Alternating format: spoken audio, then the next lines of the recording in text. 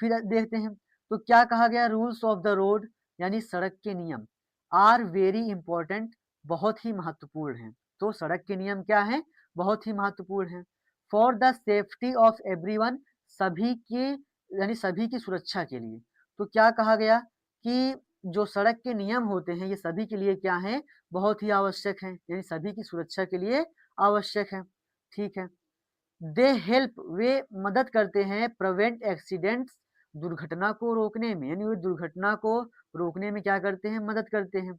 And और ensure, और निश्चित करते हैं स्मूथ ट्रैफिक मूवमेंट, यानी स्मूथ ट्रैफिक मूवमेंट को, यानी ट्रैफिक गतिविधियों को। तो क्या करते हैं, यानी एक अच्छी ट्रैफिक गतिविधियों को क्या करते हैं, सुनिश्चित करते हैं।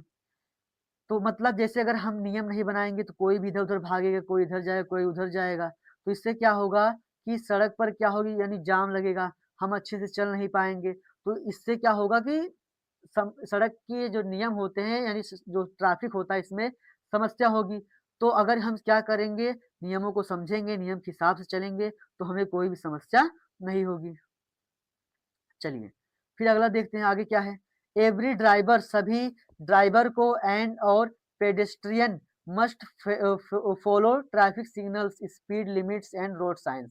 कह रहे हैं कि जितने भी ड्राइवर हैं और कौन पेडेस्ट्रियंस हैं, इनको क्या करना चाहिए, मस्ट फॉलो यानी पालन करना चाहिए ट्रैफिक सिग्नल्स, ट्रैफिक के सिग्नल्स को, स्पीड लिमिट्स, स्पीड लिमिट को, एंड और रोड साइन और रोड के चिन्हों को। यानी कि जो भी, चाहे वो यानी गाड़ी से चलने वाले हों, ड्राइवर हों या पैदल चलने वाले हों, या फिर उन्हें सभी को क्या करना चाहिए, ट्रैफिक के सभी नियमों को पालन करना चाहिए। जैसे सिग्नल का, यानी कि जब लाल हो तो क्या करना चाहिए, हमें पता है, हमें रुक जाना चाहिए, आगे नहीं जाना चाहिए। अगर हम बात करें कि जब हरा होगा तो हमें जाना चाहिए। तो यानी जो भी इसके नियम, यानी लाइट है, उसके जो भी साइन है उसका हमें ध्यान रखना चाहिए, सभी चिन्हों का ध्यान रखना चाहिए। फिर वियरिंग यानी पहनना ए हेलमेट, हेलमेट को व्हाइल राइडिंग अ बाइक, जब हम बाइक चला रहे हों। तो जब हम बाइक चला रहे हों उस समय हेलमेट को पहनना, एंड और सीट बेल्ट, और सीट बेल्ट को पहनना इन अ कार, मतलब कार में इज़ नेसेसरी, व आवश्यक है। तो कह रहे हैं जब हम बाइक्स चल रहे हों, उस समय क्या करना, हेलमेट पहनना, और जब हम कार्स चल रहे हों, उस समय क्या, सीट बेल्ट लगाना, ये क्या है, आवश्यक है। तो वन शुड, किसी को भी नेवर यूज, यानी नहीं करना चाहिए, यानी यूज मतलब इस्तेमाल किसका, मोबाइल, यानी मोबाइल फ़ोन का। तो किसी को भी मोबाइल फ़ोन का इस्तेमाल नहीं करना चाहिए। व्हाइल, जब ड्राइविंग, यानी हम ड्राइव कर रहे हों, यानी जब हम वाहनों को यानी गाड़ियों को चला रहे हों, उस समय किसी को भी फ़ोन का इस्तेमाल नहीं करना चाहिए। फिर आगे क्या कहा गया, पेडेस्ट्रियंस यानी जो पैदल चलने वाले होते हैं, शुड ऑलवेज, सदैव, यूज जेब्रा क्रॉसिंग, यानी जेब्रा क्रॉसिंग का इस्तेमाल करना चाहिए। यानी जब हम सड़क पार कर रहे हैं उस समय हमें क्या करना चाहिए, जेब्रा क्रॉसिंग का इस्तेमाल करना चाहिए। आप देखे होंगे सड़क पर कुछ स्थान होते हैं जहाँ सिग्नल्स के पास या फिर कहीं बीच में बहुत सारी व्हाइट पट्टियाँ बनी रहती हैं, रोड की इस पार से इस पार तक पूरा। तो हमें उसे कहते हैं क्या, जेब्रा क्रॉसिंग। तो हमें उसी पर से क्या करना चाहिए, सड़क को पार करना चाहिए।